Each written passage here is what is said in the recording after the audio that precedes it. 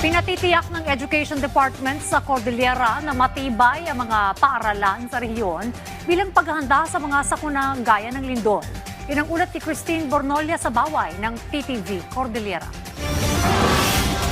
Matapos ang pagtama ng magnitude 7.8 na lindol sa Mindanao na tumapat pa sa pagbubukas ng klase, muling pinapasuri ng Department of Education Cordillera ang lahat ng school building sa rehiyon upang malaman ang kasalukuyang lagay ng mga ito para sa kaligtasan ng mga mag-aaral at kawani sakaling tumama ang isang malakas na lindol.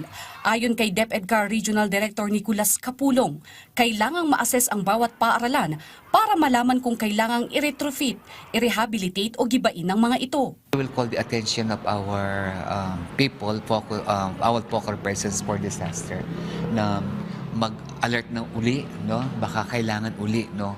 Sana naman wag.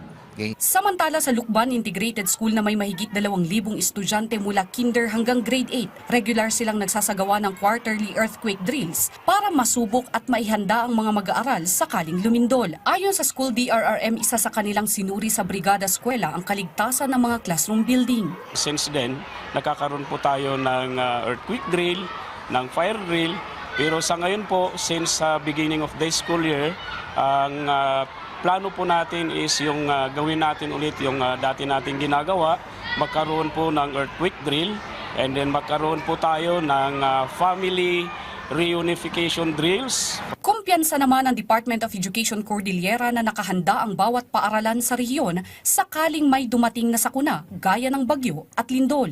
Pinagmamalaki ko naman po, lahat naman mga schools natin ay makahandaan naman po sila.